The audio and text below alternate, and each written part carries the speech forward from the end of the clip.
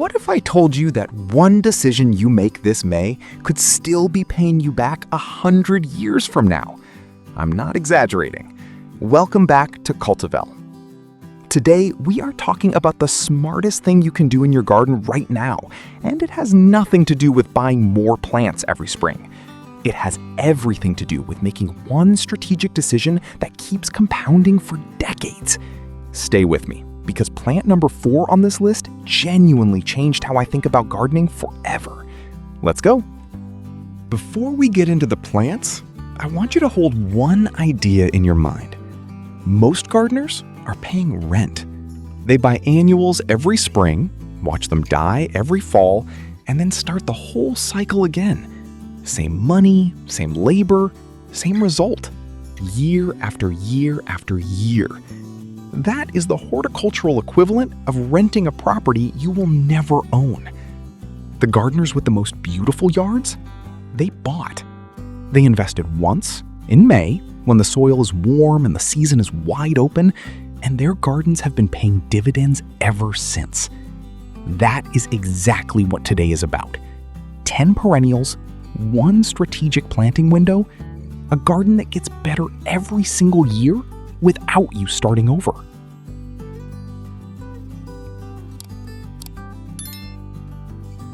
Plant number 1, Peony, Peonia lactiflora. I want to start with the most jaw-dropping statistic in all of gardening. A well-planted peony can bloom in the same spot for 100 years. 100. That is not a typo. There are peonies alive today that were planted before the Second World War, still blooming every spring, completely unbothered. Think about what that means. You dig one hole, you plant one plant, and for the rest of your life, and potentially the life of whoever lives in this house after you, that plant comes back every May with those enormous, fragrant, impossibly lush blooms. That is generational wealth in plant form. Now, there is one rule that makes or breaks a peony, and if you get this wrong, you will have beautiful leaves and 0 flowers for the rest of your life. The eyes, those red buds at the crown, must be planted no more than 1 to 2 inches below the soil surface. Not 3, not 4, 1 to 2. Too deep and the plant spends all its energy trying to push through soil instead of blooming. Get the depth right and this plant will outlive you. That is not gardening, that is legacy. Plant number 2, Hosta. Hosta SPP. If peony is the century-long investment, Hosta is the 50-year bond. Plant it once in a shaded corner and it will still be there, bigger, bolder, and more impressive half a century from now, with minimal intervention, with almost no input from you at all. What makes Hosta remarkable is not just the longevity, it is the sheer variety of what it can do visually. Chartreuse leaves the size of dinner plates, blue-green foliage with a powdery finish, white margined varieties that light up dark corners like natural lamps. There is a Hosta for every shade situation, and once you find yours, you plant it and you are done. 50 years of texture, structure, and beauty in exchange for one afternoon of digging.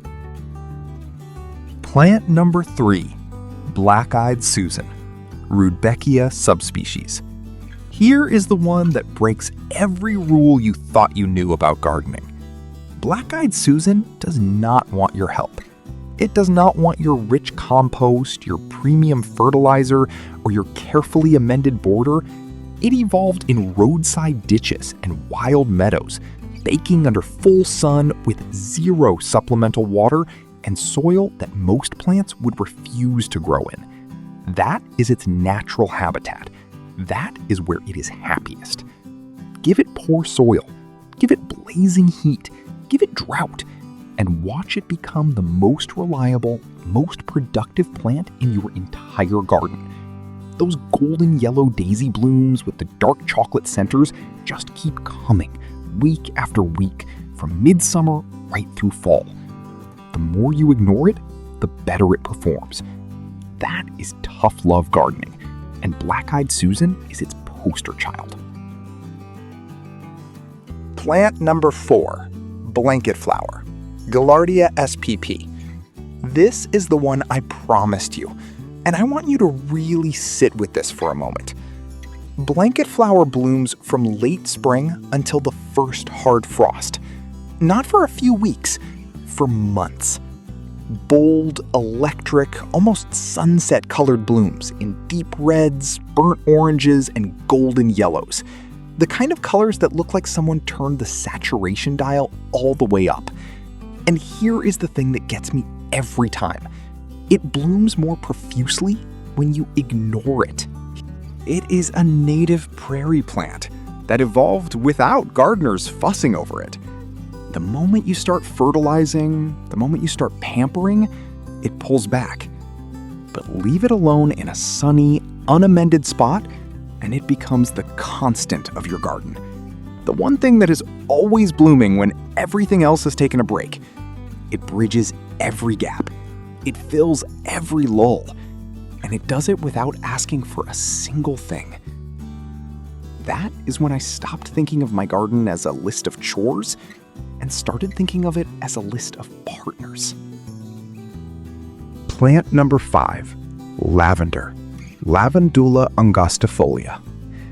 Let me tell you how most people kill lavender. They buy it, they love it, they give it beautiful, rich potting soil, they water it generously, they pile on the mulch, and within a season, it rots at the base and dies. And they blame themselves. It is not your fault. It is the advice. Lavender evolved on rocky Mediterranean hillsides. Lean soil, sharp drainage, relentless sun, almost no water. That is the environment that produced all those fragrant essential oils, that pest-repelling power, that silver-gray beauty. Rich soil does not improve lavender, it dilutes it. The essential oil concentration, the source of the fragrance and the pollinator magnetism, actually increases when the plant is slightly hungry. The rule is simple and absolute. Poor soil, no fertilizer, perfect drainage. Establish it once in May, and it provides fragrance, pollinator activity, and that unmistakable Mediterranean elegance for years, sometimes decades. Give it the neglect it deserves.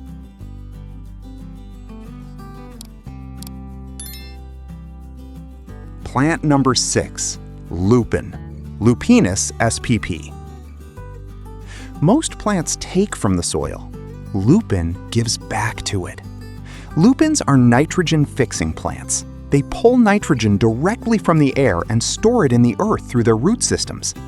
Every season a lupin grows in your garden, it is actively enriching the soil for every plant around it.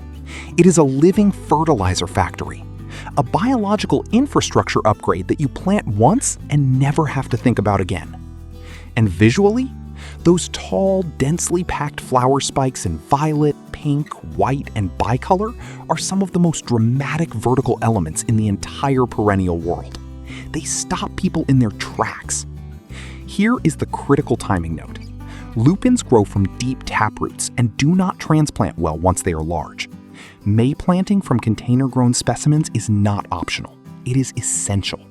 Get them in the ground now while the weather is cool. Let those taproots establish, and the lupin does the rest, for years.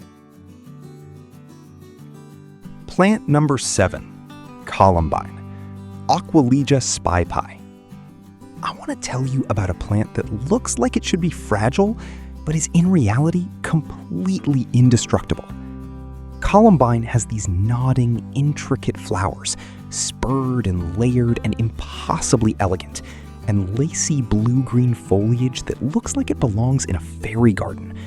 Everything about its appearance suggests delicacy, and everything about its actual nature suggests the opposite. Cold hardy to extreme temperatures, self-seeding in the cracks between paving stones, naturalizing in corners where other plants have given up entirely. But here is what makes Columbine genuinely special.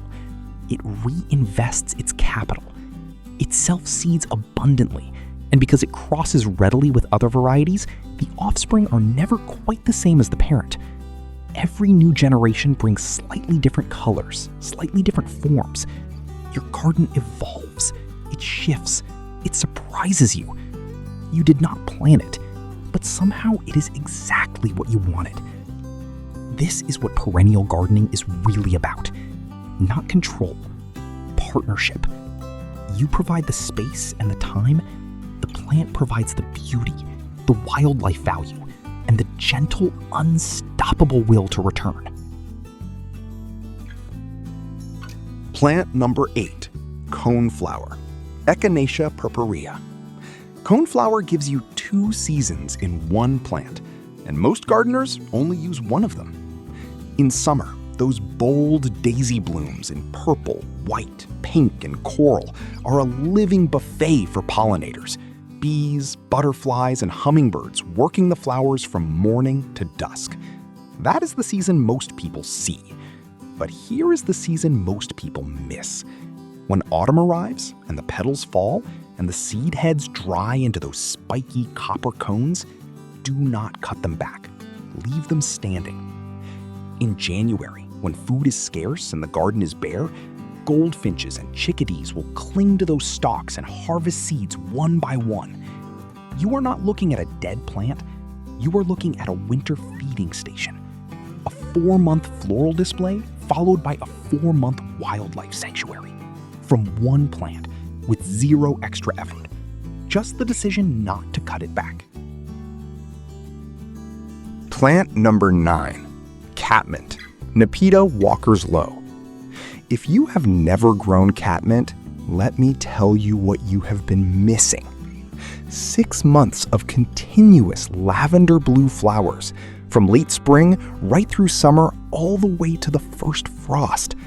A soft, billowing mound of aromatic silver-green foliage that deer refuse to touch, but bees cannot stay away from. And the professional trick that turns one season into 2? Cut the entire plant back by half in July. Within 3 weeks, it rebounds with a second flush of blooms that is often fuller and more vibrant than the first. 2 full performances per season. 0 deer damage, a constant hum of pollinator activity, and once it is established, genuinely drought tolerant, genuinely self-sufficient. Catmint does not ask for much. It just keeps giving. Plant number 10, Foxglove, Digitalis purpurea. Foxglove is drama. Those towering spikes of tubular flowers, deep purple, soft pink, creamy white, spotted with burgundy inside, can reach 5 or 6 feet tall and stop you cold from across the yard. They are among the most striking vertical elements in any garden. But beyond the beauty, Foxglove is a conservation tool. Those tubular flowers are precisely sized for the long tongues of bumblebees, species that are genuinely struggling in many regions. Planting Foxglove is not just a garden decision, it is an ecological one. One important note I have to share. Foxglove is toxic if ingested. Every part of the plant. This is critical to know if you have small children or pets who spend time in the garden. Plant it thoughtfully, and it is one of the most rewarding perennials you will ever grow. Plant it carelessly, and it poses a real risk. Choose your spot wisely.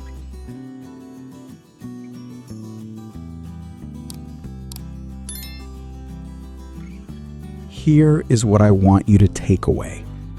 Every annual you plant is a payment that disappears. Every perennial you plant is an investment that compounds. These 10 plants ask for one good decision in May, and they pay you back in beauty, in wildlife, in fragrance, and in structure for years. Some of them for decades. One of them for a century. Start with 2 or 3 that speak to you. Get them in the ground this month and watch what happens. Drop in the comments which plant you are starting with. I genuinely want to know. Like the video if this shifted how you think about your garden, and subscribe to Cultivale for more content on building something that lasts. I'll see you in the next one. Happy planting, everyone.